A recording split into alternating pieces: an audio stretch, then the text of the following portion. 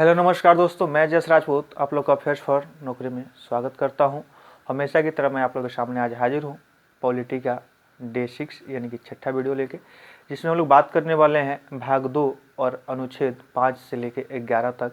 और इस भाग में नागरिकता की बात की गई है, यानी कि किसको भारत को नागरिक बनाना है, किसको भारत का नागरिक नहीं बनाना है। जैसे आप लोग सुने होइएगा CAA का भी इतना विरोध हुआ, NPR का विरोध हुआ, ठीक है। तो ये आखिर हम लोग क्यों इसका विरोध लोग किए, आखिर क्या ऐसा कानून में है, तो हम लोग शुरू से इस पे सिलसिलेवार से पढ़ते हैं कि शुरू में संविधान में किस तरह के इसमें अनुच्छेद बनाए गए, किस तरह के नियम कानून संसद को दिए गए और अभी संसद उस पर क्या कर रही है। ठीक है, तो चलिए वीडियो को लास्ट तक देखिएगा और सब्सक्राइब नहीं किए होइएगा तो सब्सक्राइब कर दीजिएगा। चलिए तो देखते हैं कि भाग 2 और अनुच्छेद 5 से लेकर 11 तक नागरिकता से संबंधित है। यानी कि नागरिकता से संबंधित कौन सा भाग है बाबू? भाग 2 है। यानी कि संविधान में मूल संविधान जो था उसमें 22 भाग थे, तो उसमें से दूसरा भाग जो है नागरिकता देने की बात है। ठीक है, भाग 1 क्या था?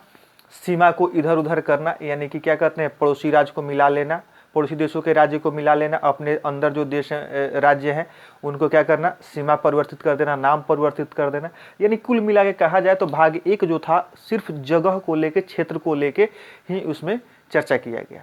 अब भाई जगह वगैरह जब भाग 1 में हो गया तो 2 में हम नागरिकता देने की बात करेंगे। तो चलिए 2 में हम देखते हैं कि किसको किसको नागरिक बनाया जा सकता है।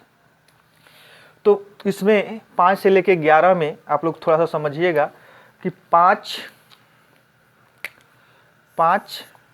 6, 7, 8, 9, 10 और 11। चलिए अब बात करते हैं कि अनुच्छेद 5 जो है इसमें कहा गया संविधान के प्रारंभ में अधिवास द्वारा।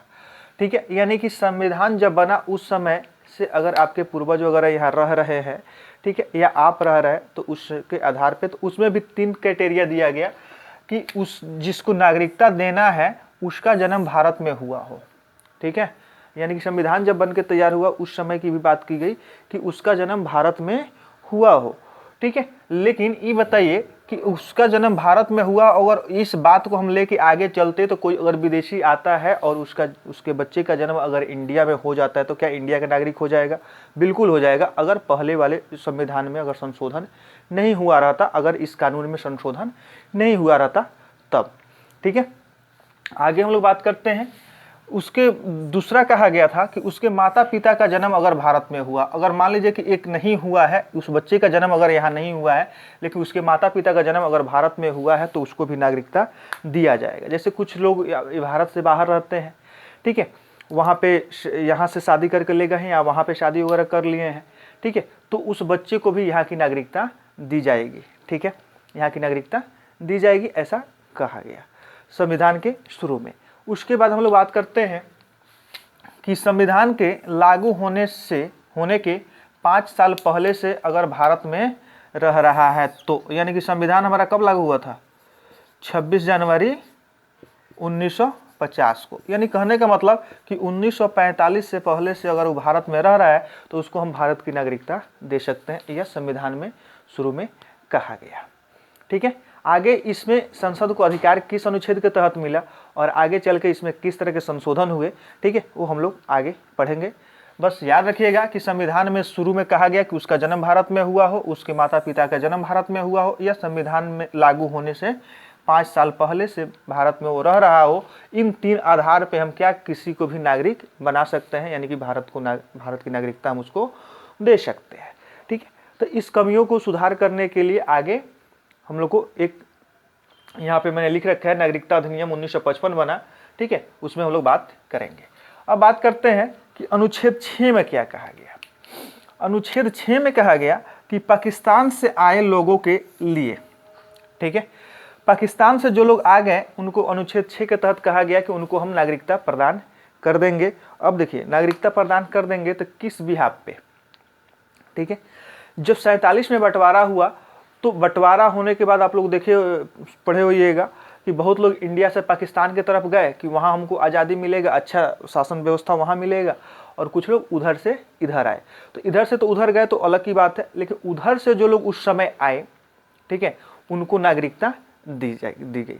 ठीक है, किस अनुच्छेद के तहत? 6 के तहत। लेकिन 1948 में, यहाँ से थोड़ा सा ध्यान से समझिएगा, 19 जुलाई 1948 को परमिट कमीशन बना, परमिट नियम बना, और उसके आधार पे अब क्या हुआ कि डायरेक्ट इनडायरेक्ट आप आ जा नहीं सकते हैं, आपको क्या लेना होगा? परमिशन लेना होगा। ठीक है, अब परमिशन लेने के बाद 6 महीना इंतजार करना होगा, उसके बाद आपको क्या इंडिया में आइएगा तो क्या किया जाएगा? इंडिया की नागरिकता दी जाएगी। ठीक है, परमिट लेने के बाद। ठीक है, परमिट कब बना? तो परमिट नियम तो 19 जुलाई 1948 को, यानी कि 19 जुलाई 1948, यानी कि लगभग आज़ादी के 1 साल तक जो पहले पाकिस्तान से इंडिया में आ गए उनको भारत की नागरिकता मिल गई। अब बात करते हैं कि अनुच्छेद 7 में अब कहा गया कि पाकिस्तान से, तो मान लीजिए कि इधर पाकिस्तान है इधर इंडिया है, तो उस 48 से पहले अगर इंडिया में आ गए तो उनको फ्री में दे दिया गया। 19 जुलाई 1948 के बाद वो परमिट लेके आए, यानी कि एक प्रूफ लेके आए, तब भी उनको नागरिकता दी गई। अब बात करते हैं कि 7 में भारत से पाकिस्तान गए। ठीक है, भारत से पाकिस्तान गए और पुनः वापस आए लोगों की नागरिकता। ठीक है, पुनः वापस आए लोगों की नागरिकता के लिए यह बात कही गई। कहने का मतलब कि जब 1 मार्च 1947 के बाद जो लोग क्या किए, इंडिया से पाकिस्तान में चले गए कि पाकिस्तान बेटर हमारे लिए जगह होगा।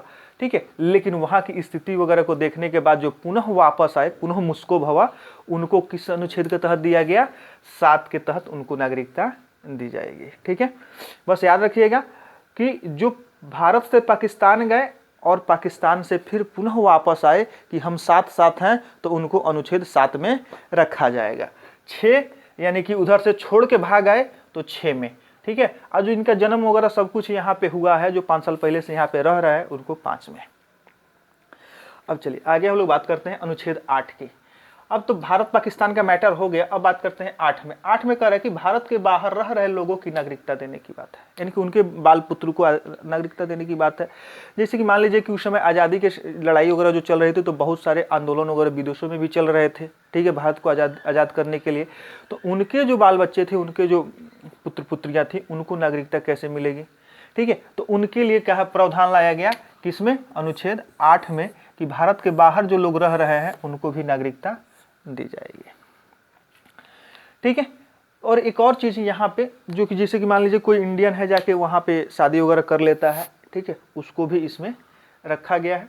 आगे हम लोग बात करते हैं 9 की। 9 में कहा गया है कि विदेशी नागरिकता ले लेने के बाद, अगर अनुच्छेद 9 में कहा गया है कि अपने मन से अगर विदेशी नागरिकता ले लेने के बाद भारत की नागरिकता स्वतः समाप्त हो जाएगी। यानी कि अपने स्वेच्छा से अगर आप किसी दूसरे देश की नागरिकता ले लेते हैं, नेपाल के या जापान की या यूएसए की या किसी भी गल्फ कंट्रीज की, यानी भारत के छोड़ के किसी भी दुनिया के आप दूसरे देश की नागरिकता ले लेते हैं, तो अनुच्छेद 9 कहता है कि आपके इंडिया की जो नागरिकता है वो समाप्त हो जाएगी। आई बात समझ में? चलते हैं अनुच्छेद 10 में। कह रहा है कि नागरिकता का अधिकार विधि द्वारा वापस लिया जा सकता है। ठीक है, नागरिकता का अधिकार विधि द्वारा वापस लिया जा सकता है। अब बताइए, यानी कहने का मतलब कि संसद अगर नियम वगैरह बना के आपकी नागरिकता छीन सकती है, वो किस कंडीशन में होगा? अगर देश में आपातकाल की स्थिति है, युद्ध की स्थिति है, उस समय आप उस दूसरे देश की सपोर्ट कर रहे हैं। ठीक है, तो उस स्थिति में आपसे विधि द्वारा यानी कि संसद द्वारा नियम कानून बना के आपकी नागरिकता को वापस लिया जा सकता है, यानी कि 10 में लिया जा सकता है। 11 में कह रहे हैं कि नागरिकता से संबंधित कानून बनाने का अधिकार संसद को 11 में दे दिया गया।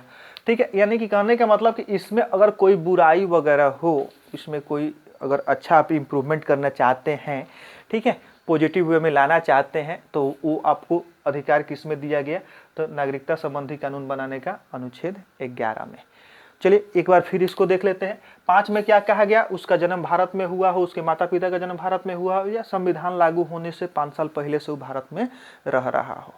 ठीक है, यानी कहने का मतलब कि उसका निवास आवास जो हो, ठीक है, या उसके माता पिता का आवास निवास जो भी हो भारत में हो, उसके आधार पर 5 अनुच्छेद के तहत नागरिकता दी जाएगी। ठीक है, उसके बाद बात करते हैं कि अनुच्छेद 6 में क्या कहा गया? जो पाकिस्तान से भूले बिसरे आ गए उनको हम दे देंगे। ठीक है, 7 में कहा गया कि जो भारत से कूद के पाकिस्तान में गए या कूद के फिर भारत में आ गए उनको भी हम नागरिकता दे देंगे। 8 में क्या कहा गया, जो भारत से बाहर रह रहे हैं यूएस वगैरह में, दूसरे देशों में, ठीक है, उनको भी, उनके भी जो बाल पुत्र होंगे उनको भी क्या दी जाएगी, नागरिकता दे दी जाएगी। 9 में कहा गया कि आप अपने स्वेच्छा से, ठीक है, अपने स्वेच्छा से अगर किसी विदेश की नागरिकता आप ग्रहण कर लेते हैं तो भारत की नागरिकता आपकी समाप्त हो जाएगी।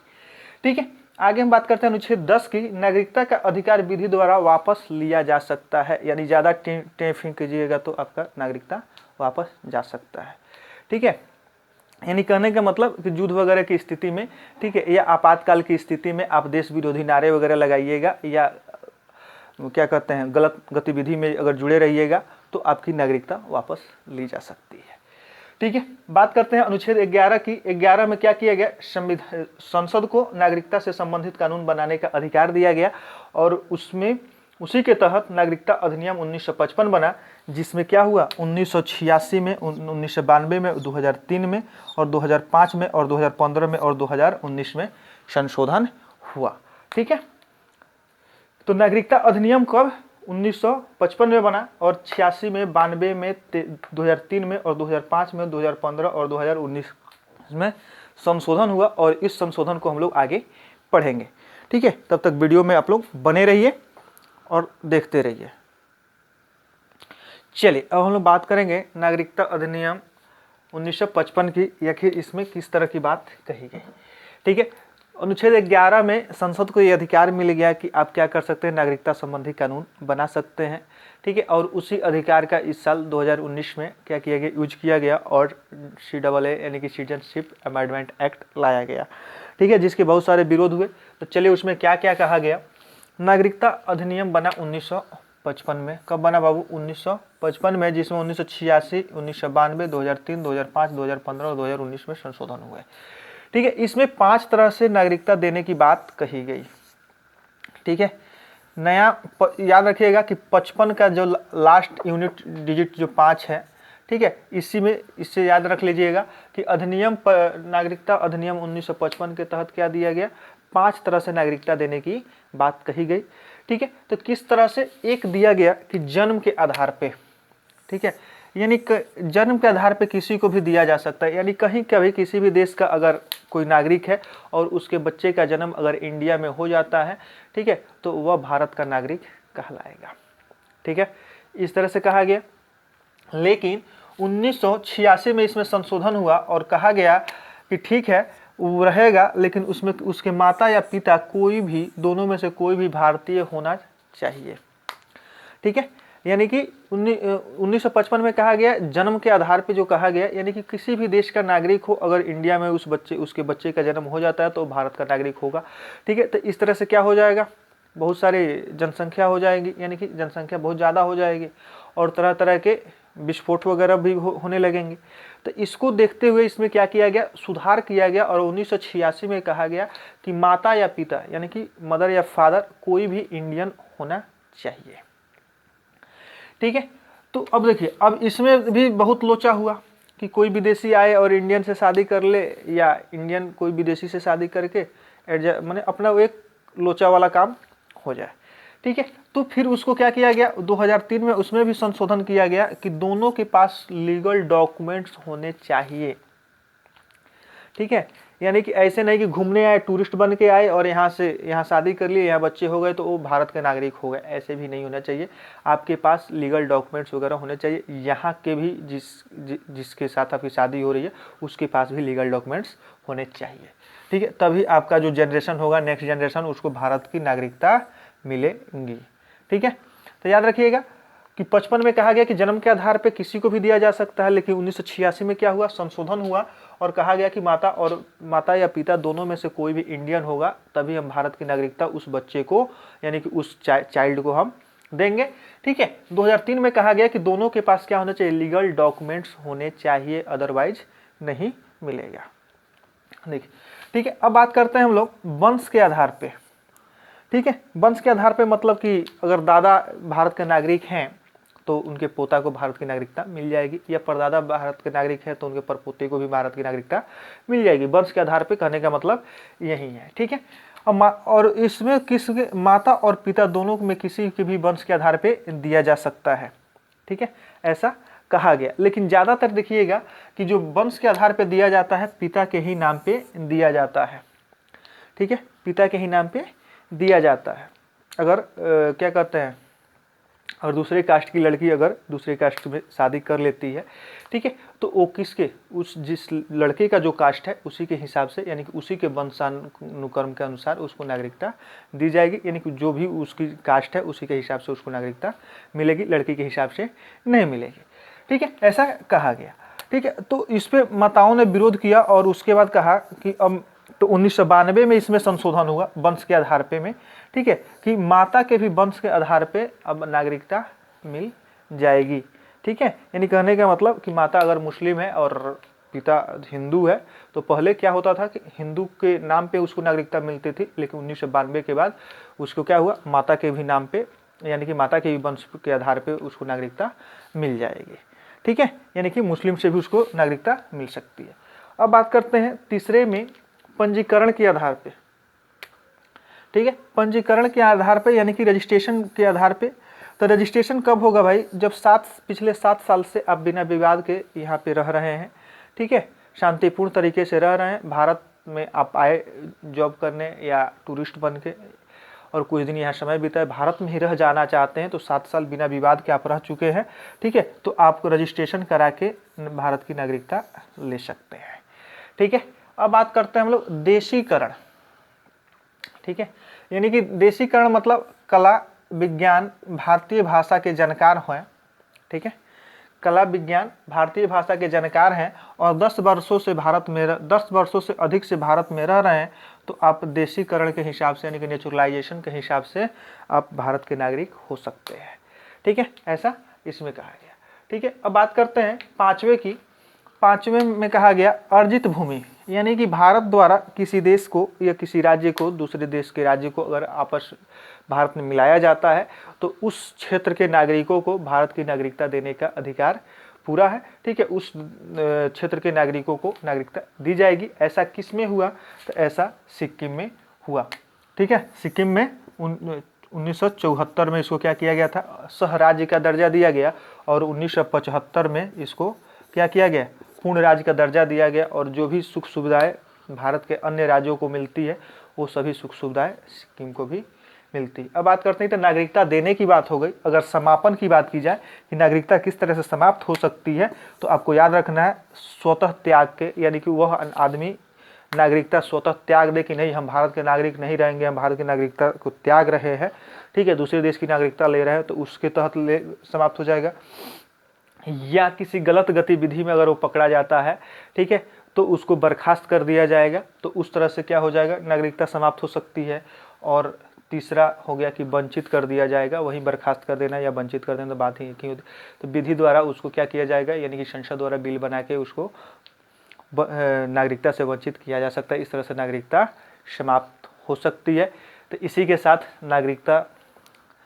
नागरिकता का ये टॉपिक यानी कि भाग 2 अनुच्छेद 5 से लेकर 11 तक की सभा समाप्त हुई, ठीक है। अगर वीडियो अच्छा लगे तो लाइक और कमेंट जरूर कीजिएगा और कमेंट तो जरूर करके बताइएगा कि ये क्लास ये लेक्चर आपको कैसा लग रहा है, ठीक है। अपनी जानकारी के हिसाब से अपने योग्यता के हिसाब से मैं 100% देने की कोशिश कर रहा हूँ, ठीक है। लेकिन कमेंट करके आप लोग बताइएगा कि इसमें और भी सुधार किया जा सकता है। आप लोगों का कमेंट का इंतजार रहेगा। तब तक के लिए जय हिंद, जय भारत।